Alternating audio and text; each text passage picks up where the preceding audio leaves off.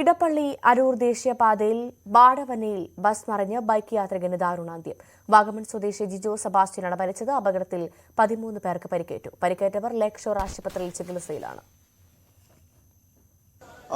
13 പേരാണ് ഇവിടേക്ക് ലേക്ക് ഷോർ ആശുപത്രിയിലേക്ക് ചികിത്സയ്ക്ക് വേണ്ടി പരിക്ക് പറ്റി ചികിത്സയിലേക്ക് ഇവിടേക്ക് എത്തിച്ചത്.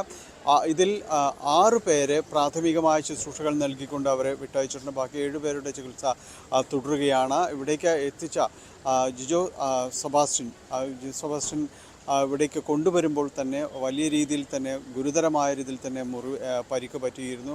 ഇവിടേക്ക് എത്തിച്ച അല്പസമയം കഴിഞ്ഞപ്പോൾ തന്നെ മരണം സ്ഥിരീകരിക്കുകയായിരുന്നു. എറണാകുളത്ത് ഒരു വസ്ത്ര വ്യാപാര സ്ഥാപനത്തിലെ ജീവനക്കാരനാണ് ജിജോ. ഭാര്യയും 1.5 വയസ്സുള്ള മകളുമുണ്ട്. ഇവിടെ കളമശ്ശേരിയിലായിരുന്നു താമസം. ചേർത്തലയ്ക്ക് സമീപമുള്ള ബന്ധുവിൻ്റെ വീട്ടിലായിരുന്നു കഴിഞ്ഞ ദിവസം മകളും ഭാര്യയും ഉണ്ടായിരുന്നത്. അവരെ സന്ദർശിക്കുന്നതിന് വേണ്ടി പോകും വഴിയായിരുന്നു ഈ അപകടം സംഭവിക്കുന്നത്.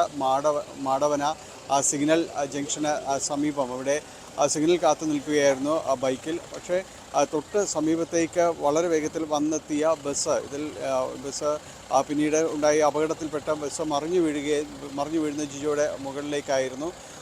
വളരെ പണിപ്പെട്ടാണ് ഈ ബസ് ഉയർത്തി മാറ്റിയതിനു ശേഷമാണ് പിന്നീട് ആശുപത്രിയിലേക്ക് എത്തിക്കാനെല്ലാം തന്നെ സാധിച്ചത്. അപ്പോഴേക്കും ജീവൻ നഷ്ടമായിരുന്നു. ഈ സംഭവത്തിൽ പരിക്കേറ്റവരടക്കമുള്ള ചികിത്സ ഇവിടെ തുടരുകയാണ്. മറ്റുള്ളവർക്ക് പ്രാഥമികമായ ശുശ്രൂഷകൾക്ക് നൽകിയതിന് ശേഷം ചിലർക്ക് ശരീരത്തിൽ പല ഭാഗത്ത് ഒടിവ് ചതവെല്ലാം തന്നെ ഉണ്ട്. അവർക്കെല്ലാം തന്നെ ചിലർ ആവശ്യപ്പെട്ടത് പ്രകാരമാണ് അവർക്ക് ഡിസ്ചാർജ് നൽകിയത്. പലരും തന്നെ കൊല്ലം, ആലപ്പുഴ, തിരുവനന്തപുരം സ്വദേശികളുണ്ട്. പലരും അവരുടെ വീടുകളിലേക്ക് മടങ്ങുക അല്ലെങ്കിൽ അവിടെ സ്ഥലത്ത് കൂടുതൽ ചികിത്സ അവിടെ തേടാമെന്നതെല്ലാം തന്നെ അറിയിച്ചതിൻ്റെ അടിസ്ഥാനത്തിലാണ് പലർക്കും തന്നെ ഡിസ്ചാർജ് നൽകിയത്. ഇപ്പോൾ മോട്ടോർ വാഹന വകുപ്പും പോലീസും എല്ലാം തന്നെ ഇത് സംബന്ധിച്ച് എന്താണ് സംഭവിച്ചത് എന്നത് സംബന്ധിച്ചുള്ളൊരു അന്വേഷണത്തിലേക്ക് കടന്നിട്ടുണ്ട്. വാഹനം ഓടിച്ചിരുന്ന തെങ്കാശി സ്വദേശി പാൽപ്പാണ്ടിയെ പോലീസ് കസ്റ്റഡിയിലെടുത്തിരുന്നു. ആദ്യം ഇവിടേക്ക് അയാളെ ചികിത്സയ്ക്ക് വേണ്ടി എത്തിച്ചിരുന്നുവെങ്കിലും പിന്നീട് ഇവിടെ നിന്ന് അയാൾ മാറുകയായിരുന്നു. അതിനുശേഷം പോലീസ് അയാളെ കണ്ടെത്തുകയും ഇവിടേക്ക് കൊണ്ടുവരികയും ചെയ്തിട്ടുണ്ട്. ഇയാൾക്കും പരിക്ക് പറ്റിയിട്ടുണ്ട്. ഈ അപകടത്തിൽ പരിക്ക് പറ്റിയിട്ടുണ്ട്. ഇയാളെയും ഇവിടെ പ്രവേശിപ്പിച്ചിരിക്കുകയാണ്. ആരുടെയും തന്നെ ഈ പരിക്ക് പറ്റിയ ആരുടെയും തന്നെ ഡിസ്ചാർജ് ചെയ്തവരുടെയും അതോടൊപ്പം തന്നെ ചികിത്സയിൽ തുടരുന്നവരുടെയും ആരുടെയും തന്നെ പരിക്ക് ഗുരുതര സ്വഭാവത്തിലുള്ളതല്ല എന്ന് ആശുപത്രി അധികൃതർ അറിയിച്ചിട്ടുണ്ട്. എന്തായാലും തീർത്തും ദൗർഭാഗ്യകരമായ ഒരു സംഭവമാണ് ഉണ്ടായത്.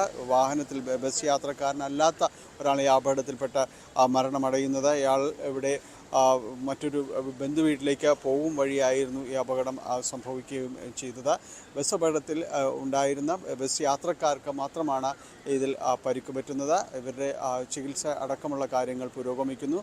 വളരെ നേരം ഗതാഗതക്കുരുക്ക് ഈ അപകടത്തെ തുടർന്ന് ഈ മേഖലയിൽ ഉണ്ടായിരുന്നു. ഇപ്പോൾ അതിനുശേഷം പോലീസും ഫയർഫോഴ്സും എല്ലാം വാഹനം അടക്കം അവിടെ നിന്ന് നീക്കം ചെയ്ത് ഗതാഗതമെല്ലാം പുനഃസ്ഥാപിക്കുകയും ചെയ്തിട്ടുണ്ട്. ട്രാഫിക് സിഗ്നലിൽ ഇടിച്ച ബസ് ബൈക്കിന് മുകളിലേക്ക് മറിയുകയായിരുന്നു. രാവിലെ 9:30 കൂടിയായിരുന്നു അപകടം. ഇവിടെ അപകടം പതിവാണെന്നാണ് സമീപവാസികൾ പറയുന്നത്. ഇന്ന് രാവിലെ ഏകദേശം 10 മണിയോടടുത്താണ് ഈ ബസ് അപകടത്തിൽപ്പെടുന്നത്. ബാംഗ്ലൂരിൽ നിന്നും വർക്കലയിലേക്ക് പോകുന്ന കല്ലട ബസ്സാണ് അപകടത്തിൽപ്പെട്ടത്.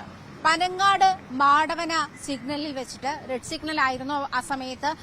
അവിടെ വെച്ചിട്ട് പെട്ടെന്ന് സിഗ്നൽ കാണുകയും ബസ് ചവിട്ടി ബ്രേക്ക് ചെയ്യുകയും അത് സ്ലിപ്പ് ചെയ്ത് തിരിഞ്ഞു വന്ന് മുൻപിലുണ്ടായിരുന്ന ഒരു ബൈക്ക് യാത്രികന്റെ മുകളിലേക്ക് മറിയുകയും ചെയ്താണ് അപകടമുണ്ടായത്. ബസിന്റെ ഇടതുവശമാണ് മറിഞ്ഞത്.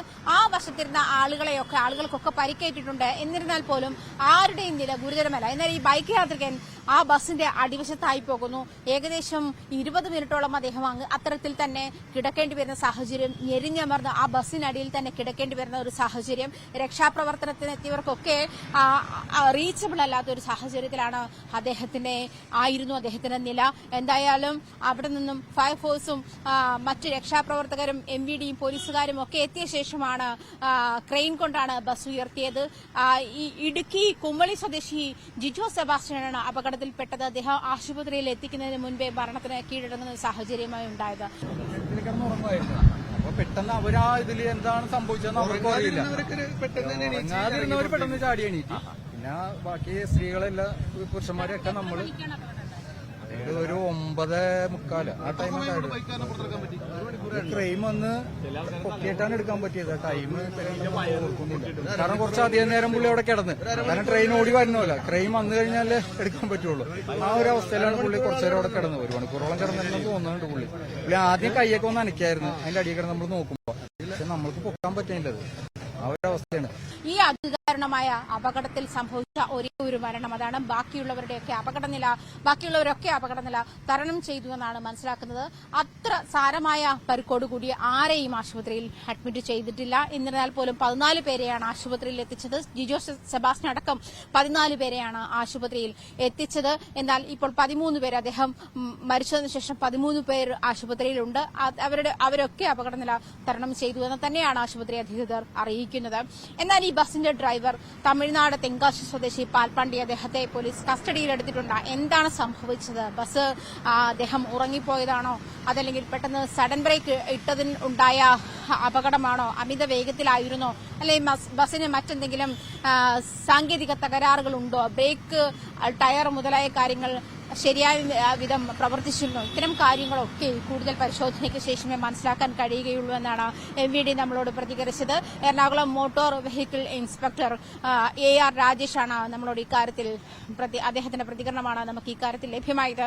എന്തായാലും കൂടുതൽ അന്വേഷണം ഇക്കാര്യത്തിൽ ഉണ്ടാകും. ഈ മരിച്ച ജിജോ സെബാസ്റ്റ്യൻ ഇവിടെ കൊച്ചിയിൽ തന്നെ ഒരു സ്വകാര്യ ടെക്സ്റ്റൈൽ കമ്പനിയിൽ അക്കൌണ്ടന്റായി ജോലി ചെയ്തു വരികയാണ്. അദ്ദേഹം കുടുംബമായി കൊച്ചിയിൽ തന്നെയായിരുന്നു താമസം. അദ്ദേഹത്തിന്റെ ഭാര്യയും മകളും ഒരു ബന്ധുവീട്ടിൽ പോയതിനെ തുടർന്ന് അവിടേക്ക് സന്ദർശനം നടത്താൻ ഇന്ന് രാവിലെ പുറപ്പെട്ട ജിജോയാണ് അപകടത്തിൽപ്പെട്ടത്.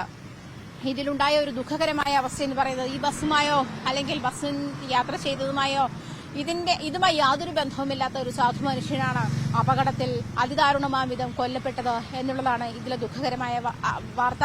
മറ്റൊരു കാര്യം, ഈ ബസ് വീഴ്ചയും അല്ലെങ്കിൽ അതിന്റെ അപകട നിലയുമൊക്കെ രീതിയുമൊക്കെ കണ്ടുകഴിഞ്ഞാൽ ഒരുപാട് കാഷ്വാലിറ്റീസ് ഉണ്ടാക്കാൻ സാധ്യതയുണ്ടായിരുന്ന ഒരു അപകടമാണ്. വലിയൊരു അപകടമാണ് ഇന്ന് കൊച്ചി മാടവന അഭിമുഖീകരിച്ചത്. ഈ ഒരു സാഹചര്യത്തിൽ പോലും അത്തരം വലിയ അപകടങ്ങളിലേക്ക് നയിക്കുന്ന അല്ലെങ്കിൽ വലിയ മാരകമായ പരിക്കുകളിലേക്ക് നയിക്കുന്ന ഒരു കാഷ്വാലിറ്റിയും അപകടവും ഉണ്ടായില്ല എന്നാണ് ഈ അപകടം കൊണ്ടുണ്ടാകുന്ന അങ്ങനെ നമുക്ക് ആശ്വസിക്കാം. എന്നിരുന്നാൽ പോലും ഇതുമായി ഒരു ബന്ധവുമില്ലാത്ത ഒരു സാധുവിന്റെ ജീവൻ പൊലിഞ്ഞു എന്നുള്ളത് അങ്ങേയറ്റം ദുഃഖകരവുമാണ്.